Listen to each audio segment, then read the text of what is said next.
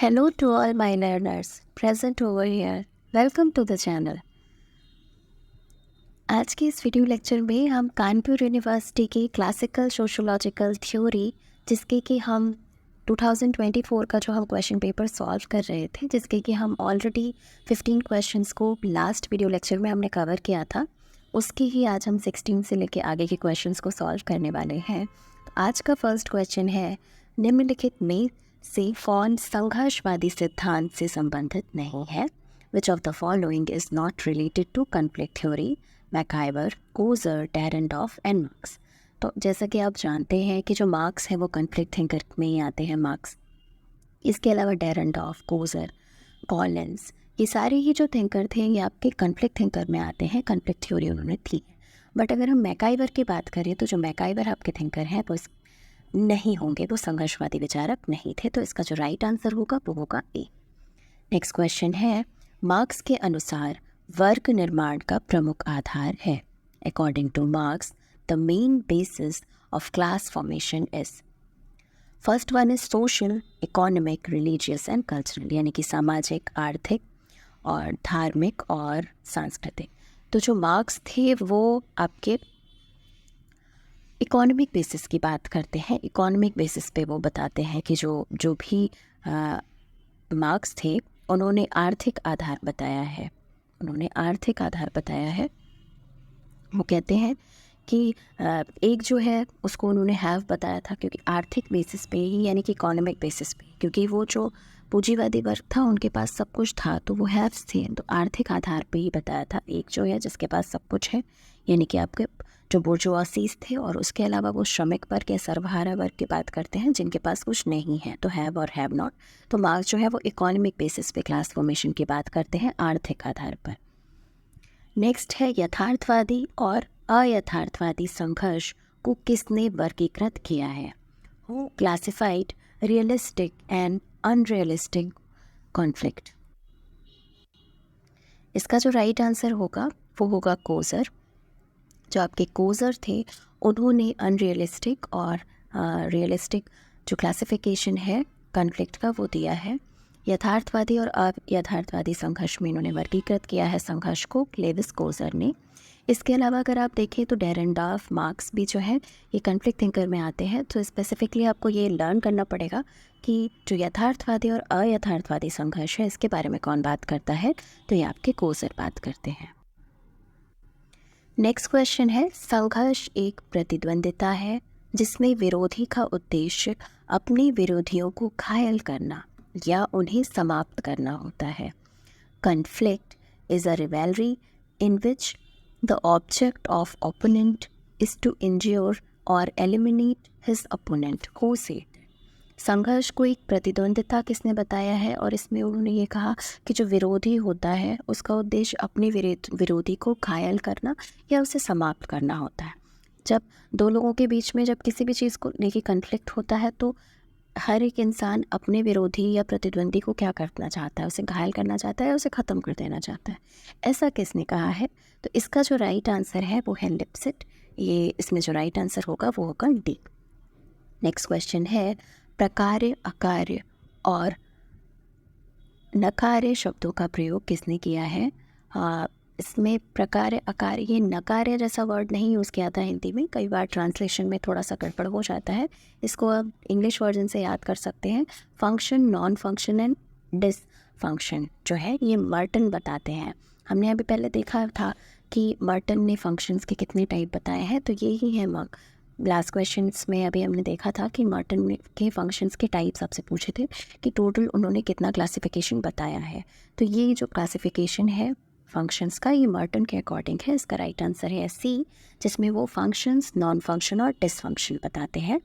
आप जब आप हायर लेवल पे प्रिपरेशन करते हैं तो आपको इंग्लिश और हिंदी दोनों ही पता होना चाहिए। तो क्योंकि कई बार अगर कुछ मिसप्रिंट होता है पेपर में तो जो इंग्लिश वर्जन होता है उसी को ही माना जाता है, और जो मेन टर्म्स होते हैं वो, अगर आप हिंदी मीडियम के भी स्टूडेंट हैं तो भी आपको जो मेन टर्म्स हैं, जैसे कि प्रकार्य है तो उसको इंग्लिश में फंक्शन कहते हैं, तो आपको वो जो मेन टर्मिनोलॉजी है वो इंग्लिश में पता होनी चाहिए।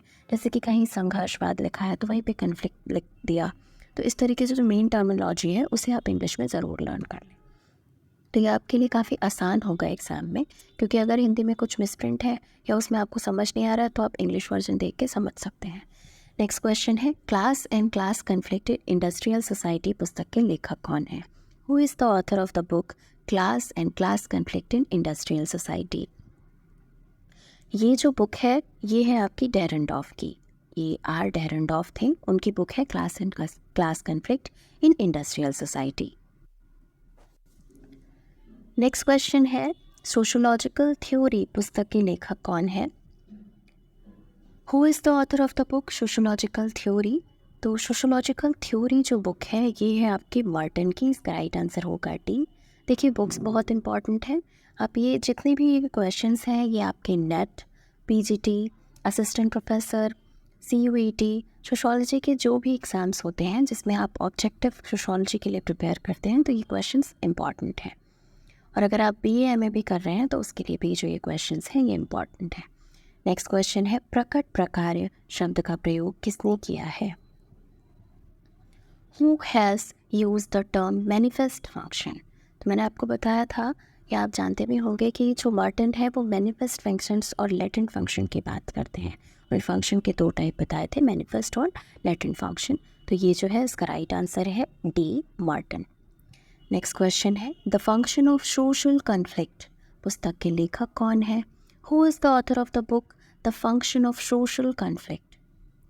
फंक्शन ऑफ सोशल कन्फ्लिक्ट जो बुक है वो किसकी है? तो ये जो है ये इसका राइट आंसर होगा लेविस कोजर, ये कोजर की बुक है the function of social conflict. देखिए कन्फ्लिक्ट थिंकर आपके कॉलिंस भी हैं, मार्क्स भी हैं, लेकिन यहाँ आपको लर्न करना पड़ेगा कि the function of social conflict किसकी है। और इससे पहले जो हमने डेरेंडॉफ की बुक देखी थी तो क्योंकि कन्फ्लिक्ट थिंकर है तो कन्फ्यूजन होता है कि क्योंकि ये भी कन्फ्लिक्ट थिंकर है, तो आपको स्पेसिफिकली बुक को लर्न करने के लिए आप बुक और राइटर के नेम साथ में नोट डाउन करके लर्न कर सकते हैं। नेक्स्ट क्वेश्चन है, structure and function in primitive society पुस्तक के लेखक कौन है? Who is the author of the book structure and function in primitive society? Radcliffe Brown, Anderson, Johnson and Merton. तो ये जो बुक है structure and function in primitive society, ये AR रेडक्लिफ ब्राउन की बुक है, इसका राइट आंसर होगा ए। Next question है, कौन प्रकार्यवादी सिद्धांत से नहीं जुड़ा है? Who is not associated with functionalist theories? तो फंक्शनलिस्ट थ्योरीज से कौन एसोसिएटेड नहीं है? Malinowski, Max Weber, Nadel and Merton. इसका जो राइट आंसर होगा वो होगा सी, नेडल जो है वो आपके फंक्शनलिस्ट थ्योरी से एसोसिएटेड नहीं है, प्रकार्यवादी सिद्धांत से जुड़े हुए नहीं हैं। नेक्स्ट क्वेश्चन है, नेडल कहाँ के निवासी थे?